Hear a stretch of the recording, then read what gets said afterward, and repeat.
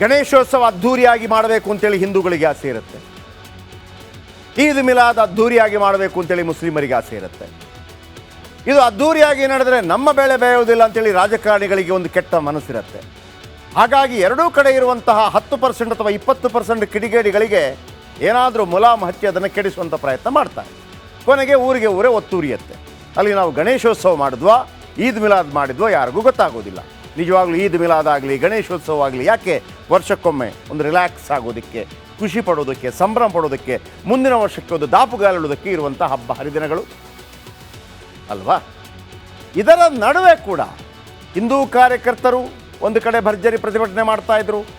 ಆದರೆ ಅದೇ ಮಂಗಳೂರಿನ ವಿವಿಧ ಭಾಗಗಳಲ್ಲಿ ಹಿಂದೂ ಮುಸ್ಲಿಂ ಜನರು ಕೂಡಿ ಬಾಳೋದು ಹೇಗೆ ಅಂತ ಕೂಡ ತೋರಿಸ್ಕೊಟ್ರು. ಮಾಣಿಯಲ್ಲಿ, ಅನಂತಾಡಿಯಲ್ಲಿ, ಬೊಳಿಯಾರ್ನ ಅನೇಕ ಕಡೆ ಭಾವೈಕ್ಯತೆಯ ದೃಶ್ಯಗಳು ಕೂಡ ಕಂಡುಬಂತು. ಇಂಥ ದೃಶ್ಯಗಳು ಗಣೇಶೋತ್ಸವ ಸಂದರ್ಭದಲ್ಲೂ ಕೂಡ ಕಂಡುಬರುತ್ತೆ. ಇದು ಮಾಣಿಯಲ್ಲಿ ನೋಡಿ, ಕೇಸರಿ ಶಾಲೆ ಹಾಕ್ಕೊಂಡಿದ್ದಾರೆ, ಪಾನಕ ವಿತರಣೆ ಆಗ್ತಾ ಇದೆ. ಅಲ್ಲೇ ಪಕ್ಕದ ಅನಂತಾಡಿಯಲ್ಲಿ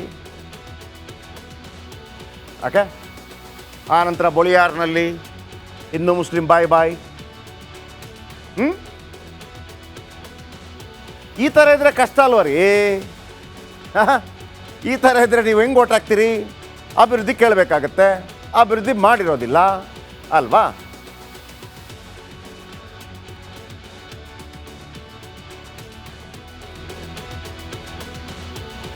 ಆದರೆ ಮೊನ್ನೆ ಶಾಂತವಾಗಿದ್ದ ನಾಗಮಂಗಲ ಕಿಡಿಗೇಡಿಗಳ ಕೃತ್ಯದಿಂದ ಹೊತ್ತಿ ಉರಿತಾ ಇತ್ತು. ಈ ಘಟನೆಗೆ ಸಂಬಂಧಪಟ್ಟಂತೆ ಮತ್ತೆಲ್ಲೂ ಇಲ್ಲದ ಒಂದು ಎಕ್ಸ್ಕ್ಲೂಸಿವ್ ದೃಶ್ಯವನ್ನು ನಾನು ಬೆಳಗ್ಗಿನಿಂದ ನಿಮಗೆ ತೋರಿಸ್ತಾ ಇದ್ದೀನಿ. ಪೊಲೀಸರಿದ್ದಾರೆ, ಅಲ್ಲಿ ಯಾರೋ ಕಲ್ಲೊಡಿತಾ ಇದ್ದಾರೆ. ಈ ಜನ ಹೇಳ್ತಾ ಇದ್ದಾರೆ, ಸರ್ ಅದನ್ನು ಬಚಾವ್ ಮಾಡಿ ಸರ್, 30 ಲಕ್ಷ ದುಡ್ಡು ಹಾಕಿದ್ದಾನೆ ಸರ್, ಬಚಾವ್ ಮಾಡಿ ಸರ್. ಅಂದರೆ ಪೊಲೀಸರು ಹಿಂಗೆ ಆ ಕಡೆ ಈ ಕಡೆ ಹೋಗ್ತಾ ಇದ್ದಾರೆ ಅಂತಂದರೆ ಅಪ್ಪ ಅಪ್ಪ ಅಪ್ಪ ಅಪ್ಪ, ಪೊಲೀಸರ ಬಗ್ಗೆ ಒಂದು ಹೇಸಿಗೆ ಹುಟ್ಟುಬಿಡುತ್ತೆ. ಬನ್ನಿ, ಇದರ ಬಗ್ಗೆ ಒಂದು ಸ್ಪೆಷಲ್ ರಿಪೋರ್ಟ್.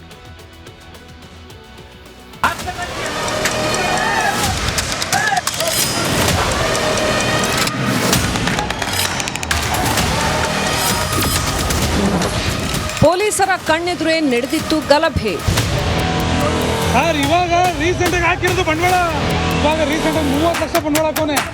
ಹೋಗಿ ಸರ್ ಒಂಚೂರು ರಕ್ಷಣೆ ಮಾಡಿ. ರಕ್ಷಿಸಿ ಅಂತ ಅಂಗಲಾಚಿದ್ರು ಕೈ ಚೆಲ್ಲಿದ ಖಾಕಿ.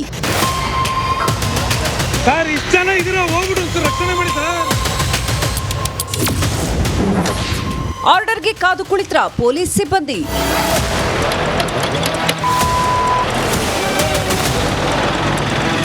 ಮಂಡ್ಯದ ನಾಗಮಂಗಲದಲ್ಲಿ ಗಣೇಶ ಮೆರವಣಿಗೆ ವೇಳೆ ರಾತ್ರೋರಾತ್ರಿ ರಕ್ಕಸ ಕೃತ್ಯ ನಡೆದಿತ್ತು.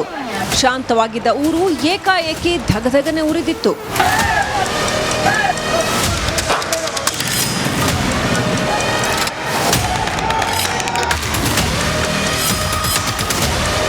ನಾಗಮಂಗಲದಲ್ಲಿ ಕಾಡಿ ಬೇಡಿದ್ರು ಕಟುಕರು ಮಾತ್ರ ತಮ್ಮ ಕ್ರೌರ್ಯವನ್ನ ಮುಂದುವರಿಸಿದ್ರು. ಜನ ಭಯದಿಂದ ಪೊಲೀಸರ ಸಹಾಯ ಕೇಳಿದ್ರೆ ದುಷ್ಟರ ಎದುರು ಪೊಲೀಸರು ಸೈಲೆಂಟ್ ಆಗಿ ನಿಂತಿದ್ರಂತೆ. ಹೋಗಿ ಸರ್ ಒಂಚೂರು ರಕ್ಷಣೆ ಮಾಡಿ ಸರ್, ಇಷ್ಟು ಜನ ಇದ್ರೆ ಹೋಗ್ಬಿಡು, ಒಂಚೂರು ರಕ್ಷಣೆ ಮಾಡಿ ಸರ್.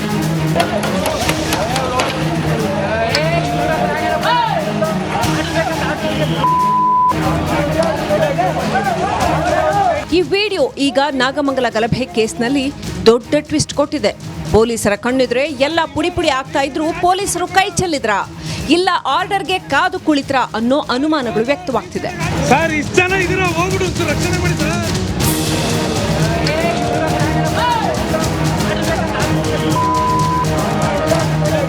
ಆನಂದ್, ರಿಪಬ್ಲಿಕ್ ಕನ್ನಡ, ಮಂಡ್ಯ. ಪಾಪ ಅವ್ನು ಹೇಳ್ಕೊತಾ ಇದ್ದಾನೆ, ಸರ್ ಇಷ್ಟು ಜನ ಇದ್ದೀರಿ ಪೊಲೀಸರು, ಹೋಗಿ ರಕ್ಷಣೆ ಮಾಡಿ ಸರ್ ಅಂತೇಳಿ. ಅವರು ಹೋಗಿ ರಕ್ಷಣೆ ಮಾಡೋದಲ್ಲ, ಆ ಪೊಲೀಸರಿಗೆ ಮೆಜೆಸ್ಟಿಕ್ ಬರ್ಲಿಕ್ಕೆ ಹೇಳಿ, ಎಗ್ ರೈಸ್ ಮಾಡ್ತಾನೆ ಅವ್ರ ಹತ್ರ, ಎಗ್ ರೈಸ್ ಮಾರಲಿ.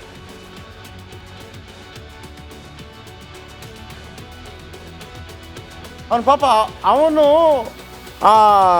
ಅವನಿದಾನಲ್ಲ ಪಾಪ, ಅವಂತರ ಒಂದು ಲಾಟ್ರಿ ಕೊಟ್ಟಿದ್ರು ಹೋಗ್ಬಿಡ್ತಿದ್ದ. ಸರ್ ಹೋಗಿ ಸರ್ ಇಷ್ಟು ಜನ ಇದ್ರಲ್ಲ ರಕ್ಷಣೆ ಮಾಡಿ ಅಂತ ಕಪ್ಪಾಳ ಕೊಡ್ದಂಗೆ ಹೇಳ್ತಾ ಇದ್ದಾನೆ. ಇವರು ಆ ಕಡೆ ಈ ಕಡೆ ಯಾಕೆ ಬೇಕು ಪೊಲೀಸ? ಬಟ್ಟೆ ಬಿಚ್ಚಿ ಬಂದುಬಿಟ್ರಪ್ಪ ಇಲ್ಲಿಗೆ ಹಾಕಿ ಬಿಟ್ಟು. ಅಲ್ಲಿ ಮೆಜೆಸ್ಟಿಕಲ್ಲಿ ಅದೇ ಹೇಳಿದ್ನಲ್ವಾ, egg rice egg rice egg rice ಮಾರಿ, ಅದು ಮಾಡಿ ಬೆಸ್ಟ್ ನಿಮಗೆ. ಪೊಲೀಸರನ್ನುವಾಗ ಒಂದು ಗೌರವ ಇರುತ್ತೆ ರೀ ನಮಗೆ. ಅಷ್ಟು ಜನ ನೋಡಿ ಮತ್ತೆ ಕೇಳಿಸ್ಕೊಳ್ಳಿ ಅವ ಹೇಳೋದನ್ನ ಎಷ್ಟು ಎಷ್ಟು ನಿಕೃಷ್ಟವಾಗಿ ನೋಡ್ಬಿಟ್ಟ ಅವ ಪೊಲೀಸರನ್ನ ಅಂತಂದ್ರೆ ನೋಡಿ.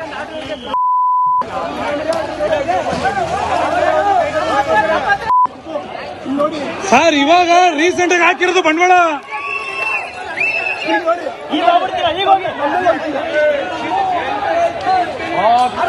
ಇವಾಗ ರೀಸೆಂಟ್ ಆಗಿ 30 ಲಕ್ಷ ಬಂಡವಾಳ ಹಾಕವನೆ. ಹೋಗಿ ಸರ್ ಒಂಚೂರು ರಕ್ಷಣೆ ಮಾಡಿ ಸರ್. ಇಷ್ಟು ಜನ ಇದೀರ, ಹೋಗ್ಬಿಟ್ಟು ಒಂಚೂರು ರಕ್ಷಣೆ ಮಾಡಿ ಸರ್. ಇಷ್ಟು ಜನ ಇದ್ದೀರಿ, ಹೋಗಿ ರಕ್ಷಣೆ ಮಾಡಿ ಅಂತ ಹೇಳ್ತಿದ್ದಾನೆ. ಅವ್ರು ಎಲ್ಲಿ ರಕ್ಷಣೆ ಮಾಡಲಿಕ್ಕೆ? ಇಲ್ಲಿ ಗೊತ್ತಾಗತ್ತೆ ಅವ್ರು ಎಗ್ ರೈಸ್ ಮಾಡುವಾಗ ಪೊಲೀಸ್ ಬಂದು ಕೇಳ್ತಾನಲ್ಲ, ಇದು ಏನೋ ಕೊಡು ಅಂತ, 10 ರೂಪಾಯಿ 20 ರೂಪಾಯಿ. ಆಗ ಗೊತ್ತಾಗುತ್ತೆ ನಾವು ಏನು ಮಾಡಬೇಕಾಗಿತ್ತು ಅಂತೇಳಿ. ಅಲ್ಲಿಯ ಇನ್ಸ್ಪೆಕ್ಟರ್ ಮತ್ತು DYSPನ ಆ ಕಡೆ ಈ ಕಡೆ ಎತ್ತಂಗಡಿ ಮಾಡಿದ್ದಾರೆ ಸಿದ್ದರಾಮಯ್ಯನವರು. ಆ ಪೊಲೀಸರು ಒಬ್ಬರು ಉಳಿಬಾರ್ದು.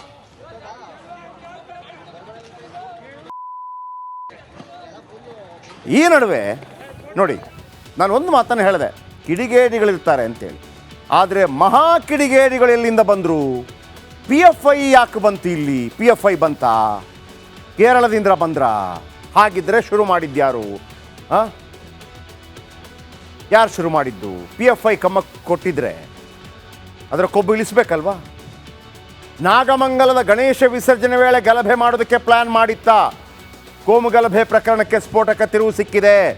ಗಲಾಟೆಯ ಹಿಂದೆ ಕೇರಳದ ನಿಷೇಧಿತ PFI ಸಂಘಟನೆಯ ಲಿಂಕ್ ಇರೋದ್ರ ಬಗ್ಗೆ ಮಾಹಿತಿ ಇದೆ. ಯಾರು?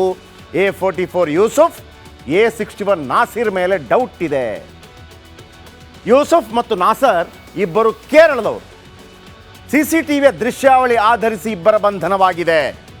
ಇಬ್ಬರು ನಿಷೇಧಿತ PFI ಸಂಘಟನೆ ಕಾರ್ಯಕರ್ತರು. ನಾಗಮಂಗಲದಲ್ಲಿ ಕೆಲ ದಿನಗಳಿಂದ ಠಿಕಾಣಿ ಊರಿದ್ರು.